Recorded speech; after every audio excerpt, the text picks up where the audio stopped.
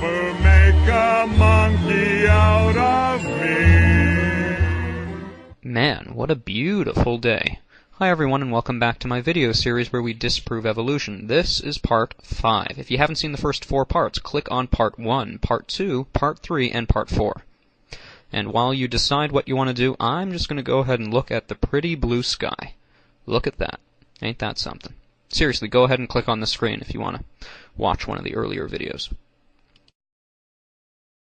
Welcome back. Alright, before we begin, I want to give you a few more links to geological evidence of the flood. I can't really present to you everything I want to in a 10-minute video, so at the bottom of your screen there, you'll see a bunch of annotations, and if you don't see them, that means you're not actually on my original profile page. Many people like to copy my videos, but when they do that, they don't get the annotations. So, if you want to search for my original profile page, VenomFangX, make sure the spelling is correct, you'll get the video with the annotations.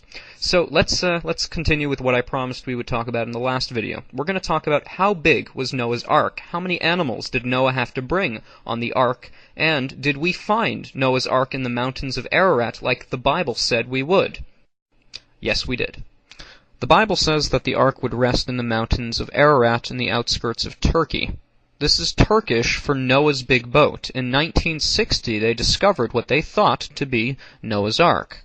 In 1978, on the same site, there was an earthquake which exposed ark ribs, or deck timbers. The government there is 100% confident in this being Noah's Ark. They even built a visitor center there. Using radar scans, they found this to be a seagoing, man-made vessel made of complex parts. Its location and size directly matches the biblical account of Noah's Ark. On the site were found massive anchor stones, with holes in them, obviously for rope. These would have been used as drogue stones weighing the boat down in order to withstand incredible waves. As well, it would have been able to align the boat perpendicular to the waves in order to keep upright. They also found at the site metal rivets which held the ark together. This puppy was nearly 2 football fields long, 515 feet. That is approaching the size of the Titanic. Okay, I'm going to put this into a neat little package for you. We showed you that you did not evolve from bacteria. You did not come from the zoo to the goo to you. We showed you there was a worldwide flood. We just showed you Noah's Ark.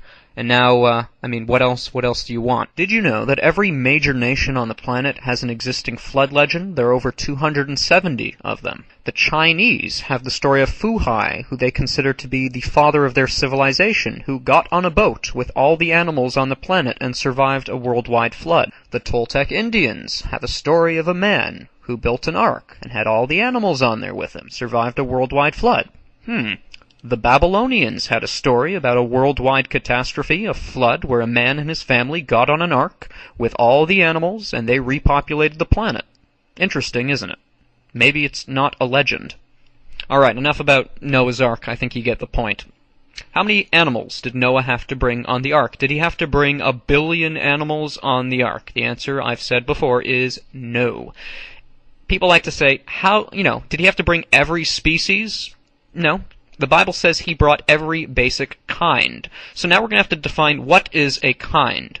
Well, any booger-picking moron can tell that a dog is a dog is a dog and it's not a banana. So some people say at this point, how many dogs then did Noah have to bring on the ark? Do you really expect me to believe that all the dogs on the planet came from 2 dogs on Noah's Ark? Well, I suppose that's better than believing that all the dogs on the earth came from bacteria, and that the bacteria came from a rock 4 billion years ago. And no, Noah didn't have to bring 2 dogs, because I said Noah had to bring 2 of every kind. Now, what if there's more than 1 kind of dog? That would explain why we have so many varieties of dog today. So let's first define what a kind is, because I said that Noah, and the Bible says that Noah had to bring 2 of every kind. So, what exactly is a kind? The easiest way to define a kind is anything that does not share a common ancestor with something else. That means, within distinct families, like birds or dogs in this case, there can actually be different kinds of dogs within the overall umbrella of dogs. That is to say, God created originally a few different kinds of dogs.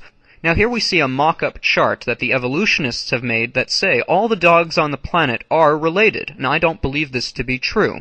In order for this to be true, all the dogs on the planet would have to share a common ancestor, and that dog would have to come from some kind of monkey fish frog.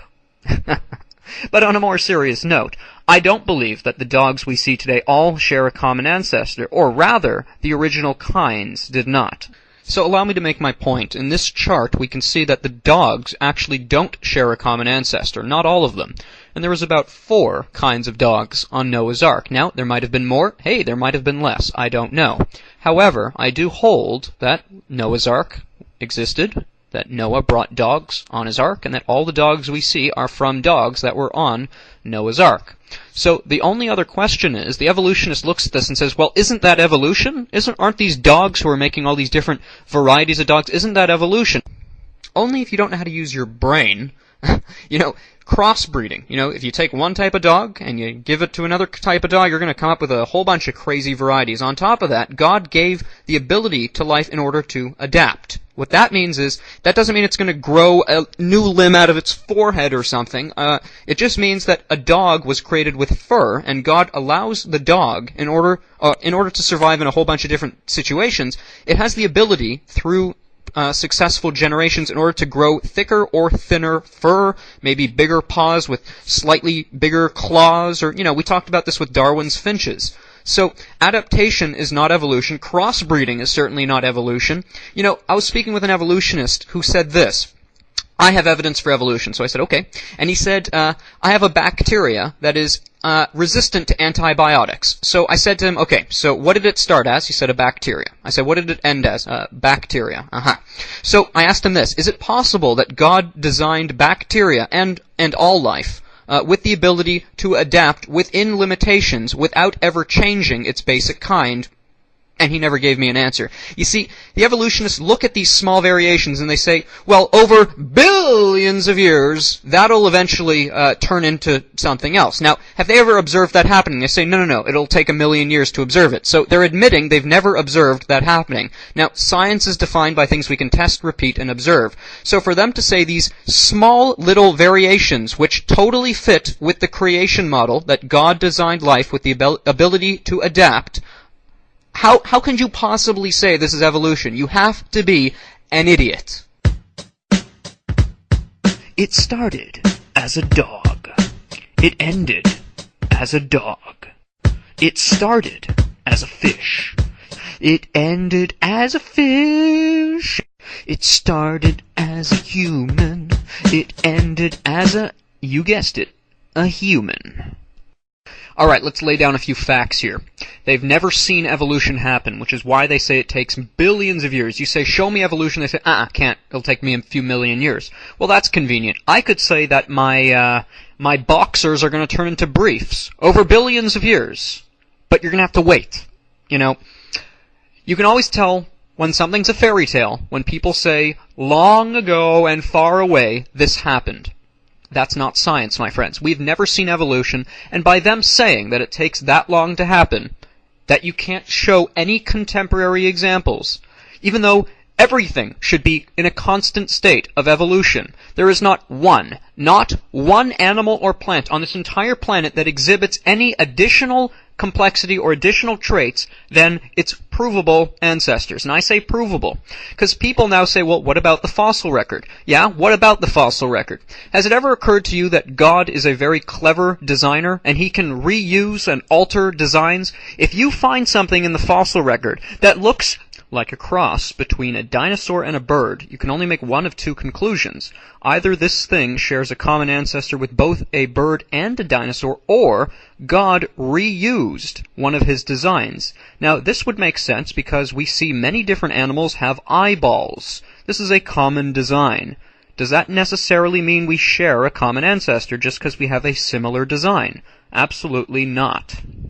So the next question would be, what about the cavemen? What about Neanderthals? What about Java men and Piltdown men? And all of these supposed missing links between humans and apes. Well, most of them are forgeries, some of them are just apes, and a lot of them are just old humans.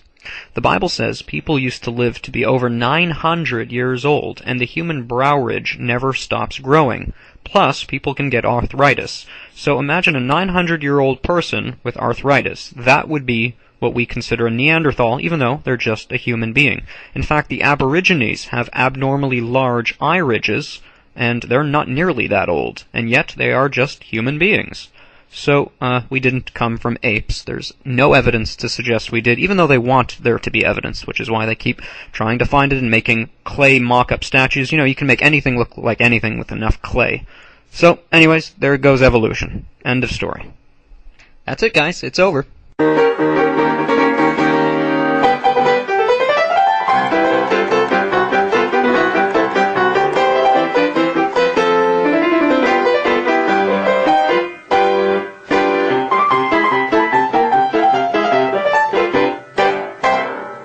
That's it, guys. God bless. If you want to get saved, click that link right there. Otherwise, check out my website, and I'll see you later. Thanks for watching. It started as a human. It ended as a, you guessed it, a human.